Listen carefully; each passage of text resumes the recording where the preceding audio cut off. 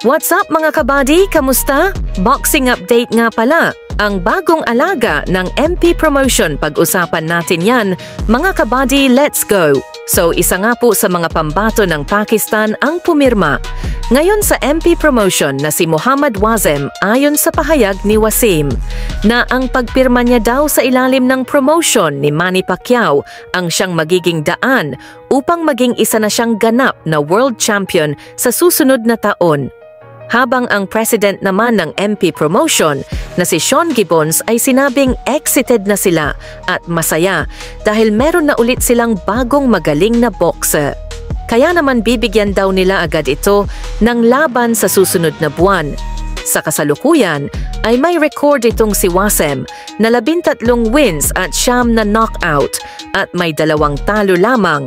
Minsan na rin itong napalaban sa isang world title fight, mahigit 2 taon na ang nakakalipas. Kung saan sa kasamaang palad ay natalo siya via unanimous decision sa Noy champion na may hawak ng IBF na si Sonny Edwards. Sa kabilang banda, matapos ang maangas na paghahamon ni Philippus, ngitumbwa sa ating pambato na si Carl Hames Wonderboy Martin ay nagparamdam nga ito sa pamamagitan ng sparring magandang laban nga ito mga kabady. Kung papalag itong si Wonderboy dahil hindi natin alam kung sino ang mananalo sa pagitan ni Philippus at Wonderboy dahil subok na rin itong si Philippus. Ngitumbwa na knockdown man ito. Sa naging laban nila ni Cuadro Alas ay natapos naman ang kanilang laban sa pamamagitan ng desisyon at simula nang matalo ito. Kay Casimero ay nagbalik naman ito ng mas malakas. At nakalaban PA nga nito ang matibay na pambato Japan na si Oguni na nakalaban din ni Casimero at tinalo lamang ito ni Philippus, ngitumbwa ng walang kahirap-hirap via knockout loob lamang ng first round.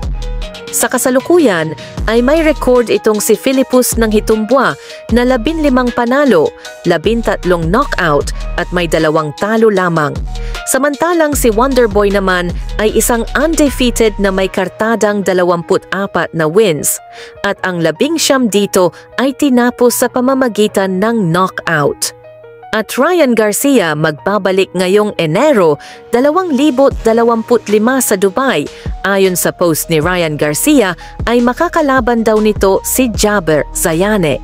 Kung matatandaan natin, itong si Jaber Zayane ang napapabalitang makakalaban noon ng ating pambansang kamao, Manny Pacquiao sa isang exhibition match. Sa kasalukuyan ay may napakalinis na record itong si Jaber Zayane na may 18 panalo at ang 11 dito ay tinapos sa pamamagitan ng knockout.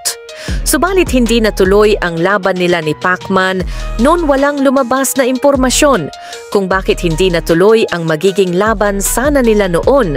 Ngayon ito naman ang napapabalitang makakalaban ni Ryan Garcia sa Enero 2025. Subalit kung matatandaan natin, supendido nga po ng 1 taon itong si Ryan Garcia. Kaya hindi siya pwedeng lumaban sa professional fight. Kaya malamang isang exhibition fight ang muling pagbabalik ni Ryan Garcia. Wala naman lumabas na bang impormasyon patungkol sa kailang magiging laban, kundi doon lang sa post ni Ryan Garcia. Kaya abangan na lang natin ang kanyang muling pagbabalik. So hanggang dito na lang muna tayo mga kabady. At kung nagustuhan mo ang ganitong usapan, ay baka pwede mag-subscribe ka naman at i-hit na rin ang notification bell button para lagi kang updated sa mga susunod ko pang video. Maraming salamat po.